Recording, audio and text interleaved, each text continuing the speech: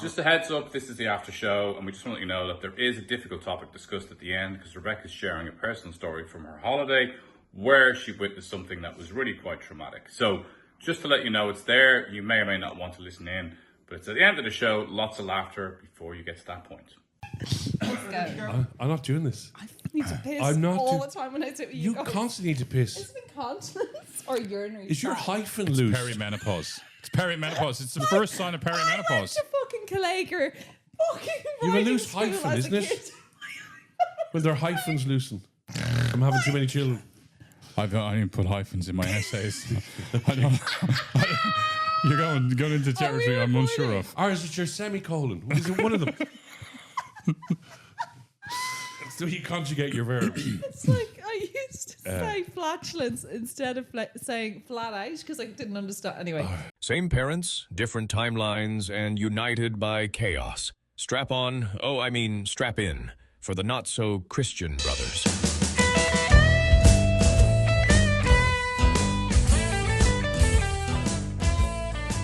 So it's the after show. It's Hello? the after show. Hi. Non-Christian brothers. Non-Christian, Not so Christian brothers. My own predictability. I've spilt water on myself, so Yeah. please forgive me for that. But can I just in case anyone new has just arrived, right? I get What's what you meant. Hyphen. I didn't get that till now. Oh, did you not? Okay. Sorry, I'll take a few minutes. Yeah, that's in the bit just before the start of the show. So we are brothers. That was really Justin funny. Caffrey, Colm Colm Hayes, Hayes. completely different names, and Rebecca Horn is with us now, the business magnate and media mogul. We discovered Gay Byrne knew you as Colin Hughes the whole way through your RT career today, and I love it so much. Yeah, And for those of people who don't know, Gay Byrne is like, Terry Wogan of Ireland. yeah. And he was the godfather of broadcasting, so you couldn't really correct him. No. And basically, it's kind of like Trigger in Only Fools and Horses, but Dave. Oh, Dave. Oh, Dave. Oh, Dave. No, it's Rodney. Yeah. So my new my producer Alice O'Sullivan had previously been Gay Byrne's producer. So I went into the radio canteen and Alice went, "Okay, I'd just like you to meet him." With, sure, we all know him. It's Colin Hughes. How are you? And I went leaning, Colin, I followed your career. Aren't you the great fella? Anyway, anyone got a cigarette? He used to always smoke in the radio canteen, but nobody knew. Yeah. And then every time he'd meet me in the corner, he'd go, Colin Hughes. And so, You didn't mind? No, you can't, as you said. It'd be like taking, the Dawn out. You know I what was I mean? I was Rachel the whole way through school, and I think it's a Hebrew thing. Right, okay. A Hebrew thing. Rebecca and Rachel are Hebrew names. Just Yeah. Wow, I thought there was something biblical going on there. I know. Have we missed some reference to ancient times? but it is. Does an alien come from the No, but it's sun a and we're back Hebrew to name. biblical I presume times? it's some I don't know. Yeah. Did I tell you guys that today, Oh, the way wow. Karen was the name given to someone who would call the manager? So the Karen's thing that's been Yeah. going on. So there was a new name today. Oh, really? Jess. So it's the millennial Karen. Really? Yes. Oh, poor Or the Karen. Gen Z. Yes. God, I feel But so Becky sorry for was in the Jess. list, the final list. That's mad, isn't Really it? annoys me. Actually, there's probably a huge relief for all the Karens of the world now. I think they just needed a They break. can just go back to... Susan and Karen, wasn't there two? Yeah. I think. Well, I mean, in fairness, though, there can't be any more Karens. You're not going to go, look at baby Karen. Like, you're not it's, gonna name it's not a name you give a baby. We got a... I don't think Column's a name you give a baby. We got a either. serious complaint on radio, I'd say about 4 years ago, when we started going on about Karens, and a Karen asked for an official apology because she felt that we were demeaning her, and we were going, well, it's just the name that's going around. And she went, no, I'm sorry. My children were listening in the car on the way to school, and now they think I'm that sort of person. And I was going... Well, you're actually sort of are. are, aren't you? I mean, it's like life intimidating I art, know, art isn't it? intimidating Yeah. life. So Let's get over it. scabbiness is one of my biggest icks. And he's your friend. Hygiene. Hi, Jean. I'm Karen. Teeth hygiene. Hygiene. Tightness. Tightness. And people who are mean, just butt mean about you. Yeah. But tightness is a huge issue. And I know you guys discussed it on the back of the DM. I thought it was interesting where Justin came from. It was just like, call it out. You did say something quite progressive. You said, Let me just adjust my cushions here Just- as no, we but talk you about said something progressive. really Is that a interesting. euphemism? You Yeah, said I'm something- adjusting you my said something cushions. really interesting because you were like, just move on from that friendship, or just that's not going to work for you or whatever. And that is really interesting because I have had friends who might have not have as much coming in of an income and you cover them, or I have friends who just were maybe a little bit tighter, friends who are being careful or saving for houses. Like there's periods of lives where people aren't as fahulak, right? But there's also people who are just straight out. No, they're happy with straight out. Yeah, okay, yeah. and we all, you know, and I always find it funny when you're like, well, they're the wealthiest out of the group. It's probably because they are so good with money, or they're better, or but I think it's a hard one, and Colm made the point too, if someone's in a group for such a long time, to just drop them because they're scab, because they could have other attributes like being sexy as hell, or Why would that be good in a friendship? Tell you what, Maybe this is a problem in terms of what's going on in your or friendships. have a good toilet. Like I'm mad for people's bathrooms and homes. It's the only thing I care about. Do you know I what I don't mean? want to say, but if you put those two together, what you said, What? it's just a little bit strange. What? Well, they could be sexy and tight. Or I ha- said as hell. or have a good sorry, toilet. okay. I took it a different way. I'll have a good toilet. I And love I a good go, I do bathroom. love a good I toilet love as a good well. toilet. Yeah, that's why we loved Japan when we were in Japan Oh together. my God. Then we were went in on a Japan. toilet tour. We went on a toilet tour. Justin, okay, break it down. The toilets speak to you. They sing to you. They warm your butt cheek. They warm your other butt cheek if that one's sad. They cool it. They spray it. They scent it. They've even got sprays for people with 3 butt cheeks. I mean, that's how advanced the Japanese are. Go in there and do stuff like they are. I've never been up. Yeah. Okay. You guys are really sad. So, where did we go? Are we sticking on stinginess? No, or are I we just moving thought it was on? interesting Oh. that I find when I go out for a meal with Colm, I get like 3-4 bottles of red wine. Cut that because I don't want anyone knowing that. And he just won't pay for it. And it's like we're all paying for costs. Sorry, hang on a second. Hello, Mrs. Margarita. And the other one, what's her name? Kennedy, with all the strange cocktails. Cocktails. And in They're fairness, not that expensive. the man who's now hired by a wine company, our other friend, Yes, Clint Treber. Albarinos. I've never seen an Aussie put wine away like he has hollow legs. But who's paying? We're footing the bill for the biggest celebrity at the table. Yeah. Actually, Lucy's bigger than. Yeah, I think Lucy's a bigger celebrity, really, bigger in deal. fairness. Yeah, much bigger deal. Not in belly size. Not in wine consumption terms. The Absolutely. We did Unpredictability of Life, and I thought it was beautiful. But I think cutting people out of your life is really good, right? I think it's important. I think you should do it. I think it's like weeding your garden. You should go through all your possessions, friendships, etc. Think, where is this serving me, and am I getting something from it? And I remember when I stopped drinking alcohol. I find that kind of shocking because I find you so gorgeous, open, kind, full of heart, soulful, out of all of us, let's be honest, in the group. And I find it funny when you say that because I feel like that's quite a... Well, yeah, but I do think And I also can. for someone who's put out looking for mates on the thing, it's not going to stand to you. But Jay, But come to me as a friend. But no. But Jay, I know the point you're going to make, and is it because when you stopped drinking, some people pulled away from you, or did you pull away from some people? Yes, I'd that's love to interesting. know because there's this sort There's of the possibility at some point that you may never stop drinking. Come on, you don't need to know. You're going to be okay. No, I've no Cirrhosis intention. will No, get I you know we're going before to do the full friendships thing on end. sobriety, and the episode we do on sobriety and the advantages or disadvantages, I'm drinking that episode. No, but is it a trauma? But you lost Actually, friends, sorry. did you? Just didn't know. No, but is it a trauma though? Also, if the friend thing, answer that now. But is it a hangover that you actually have to cut people out before they cut you? Oh my God, that's so interesting. Well, I think with friendships when they end, it is really traumatic for people, right? More I than think a it's relationship. completely more than relationships because there is an element of transaction in relationship, whereas you think in your friendship it's forever, right? But friendships end all the time. Like my best friends I've met in my like late 20s, my best friends that I hang out with the most I've met in probably the last 8 years. So You've moved around a lot, so and I would say that affects a lot of friendships. Well, I ask people a lot to be my friend. We've noticed that. It's As a well. numbers You game. have moved a lot. I've moved a lot, most definitely, but I find that you have to kind of keep, making new friends. But equally, as you change, so yeah, like not drinking.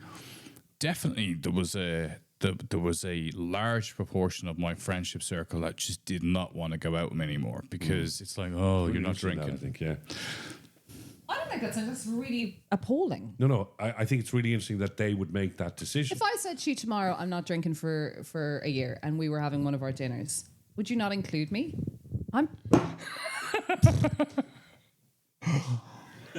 No. Would you not include No, me?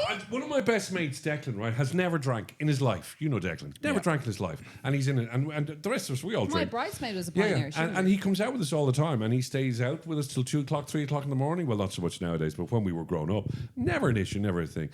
Jay and myself, when we did were you away grow there. Actually, only recently we were in Spain for what, four nights, wasn't it? We were doing some stuff, some work Justin over there. hated every second. And we'd go out and Justin would have his club soda, and I'd have my glasses of wine or whatever. And Bottles of wine. Bottles, yeah. I don't have an issue at all with people like that. No, I don't have it with people like that. With people who don't drink, I don't. But I do. I remember you telling me that there was people that just it was almost like, wow, shun him at the school gates. It's very bizarre. I doesn't actually drink. have a lot of friends because of More their this. problem than yours. Well, also, but It's I a real think I always projection, think isn't it? It's like, I think it's also that you might see them in their true light. yeah, I think that's a big part of it, right? I think some people don't want that. They don't want that's you good. to be If out. I was there visibly watching you, Lucy and Clint, drinking or whatever, and maybe Justin and I were watching, is there a voyeurism? Is there that we might see you and you're, oh my God, this is so interesting. I definitely think people find, sobriety around them when they get drunk. It's like, oh my God, what if you recount what happened? Which, of course, drunk people can recount usually just as well as sober people. Yeah.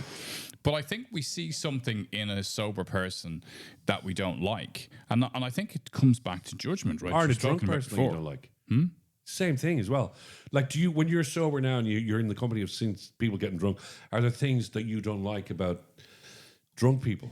Oh, hang on, Justin. Do you mean a puritanical thing? So if I was going out with you on a date and you didn't drink, is there a bit of like, oh, he's a bit pious, he's a bit fucking, he thinks he's better than me, his superiority? Is that what you're saying? I think there's an element of that, Yeah. and I think there's an element then of feeling judged as well. Right? Yes. So I think it works both ways. Whereas, That's interesting. frankly, honestly, I couldn't care less. If somebody wants to drink their heart out, I don't mind, and I have no issue with it.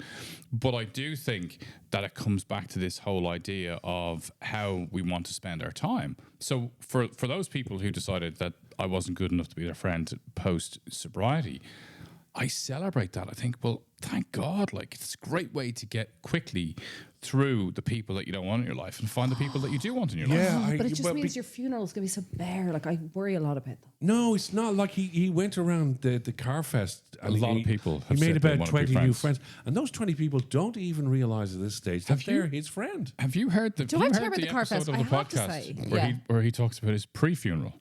We need to go back to that. Okay. Oh, we need to- we should that do that. episode. Where Was that in the... that was when we had the other name that we got. problems with. where I would like to be present at my own funeral to see who would actually course. arrive there. Yeah. Okay, but in terms of unpredictability, we got to this point because we had a production call the night before, which we didn't expect. We obviously knew that you had challenges when you were away, Yes. and then we spoke about it on the call. I mean, do you feel comfortable talking about it? Yeah. Well, tell us. Sorry, I'm already getting really emotional. So I was on a family holiday and we were on the beach and I was actually probably messaging you. Maybe I wasn't, but I think I had said something about, is this it? Like, his life can be so... We're so privileged. There's obviously horrendous stuff going on right now in the world.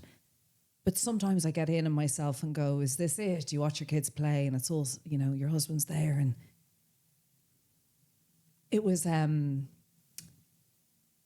was a lot of like, oh, it's all very safe. And I saw a ton of people running down the beach in Lindos, like running.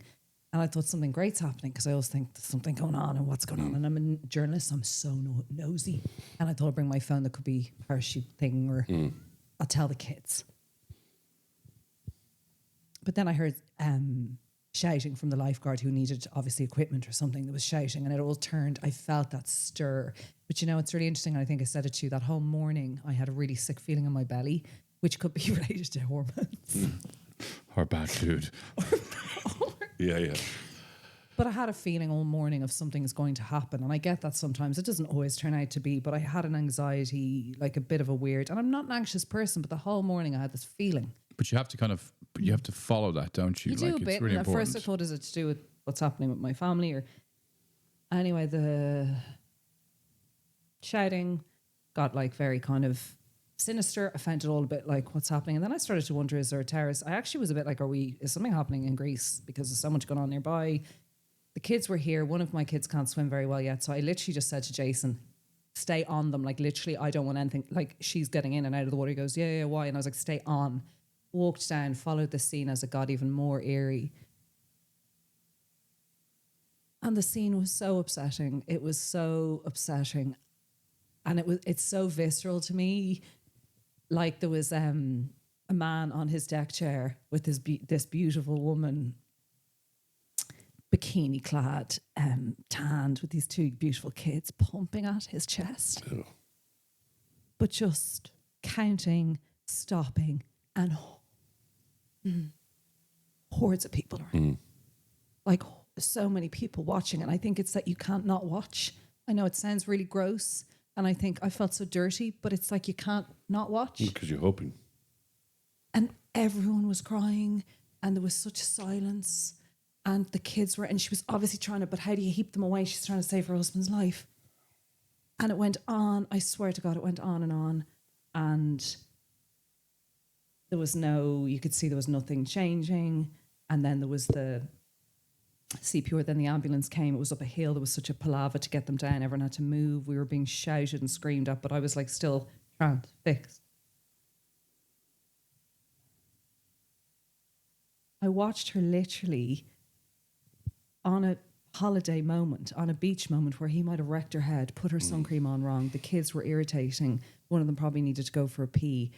She don't know what was going on in their world. Take her husband from the sea. I don't know what had happened, whether he'd had a heart attack, a stroke, an epileptic, I don't know.